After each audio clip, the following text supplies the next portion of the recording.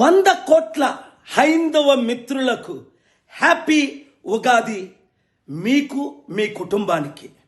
అలాగే ఈరోజు ఈద్ ముబారక్. 200 దేశాల్లో 200 కోట్ల మంది రంజాన్ చేసుకుంటున్నారు. అయితే విచారం ఏమిటంటే, ఒక నెల్లూరులో ముస్లిం ఉన్నాడు చూసారా, వాడు ఇష్టం వచ్చినట్టు వాగాడు. పాస్టర్ ప్రవీణ్, నీ నాలిక లాగి కోసేస్తాం, నీ గుడ్లు పీకేస్తాం, నువ్వు క్షమాపణ చెప్పు అని. పోలీసులు ఆయన్ని అరెస్ట్ చేశారా ఇంతవరకు? అలాగే ఒక కుర్రోడు హిందూ, ఆడి పేరు ప్రవీణ్ కాదు, ఆ పాస్టరు అని మేమే చంపాం, ఇంకెవరైనా అలా మాట్లాడితే చంపుతాం. చూసారా, అక్కడ అమెరికాలో టెర్రీ జోన్స్ అని ఖురాన్నే బర్న్ చేస్తుంటే నేను 2011లో ఆపిన సంగతి మీకు తెలుసు.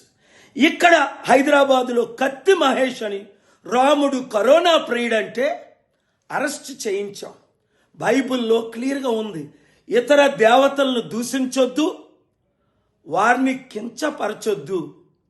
యేసు ప్రభు క్రైస్తవుడు కాదు, హిందువుడు కాదు, మహమ్మదీయుడు కాదు, కానీ సర్వ మానవుల కొరకు ప్రాణం పెట్టిన రక్షకుడు. తిరిగి లేచి పరలోకం వెళ్ళేటప్పుడు ఏమన్నాడు? ఇదిగో నా శాంతిని మీకు ఇస్తాను, శాంతిని ప్రకటించండి. ఇలాంటి ఎక్స్ట్రీమిస్ట్ స్టేట్మెంట్స్ ద్వారా మన దేశానికి ఎంత చెడ్డ పేరు వస్తుంది. కనుక మీడియా మిత్రులారా, సోదరులారా, శాంతిని ప్రతి గ్రామానికి చేర్చటానికి, ప్రతి ఇంటిలో, కుటుంబంలో, కమ్యూనిటీలో, కులములో, మతములో శాంతి ఉండడం కొరకు ఈ వీడియోని శాంతి కాముకులందరూ షేర్ చేయండి.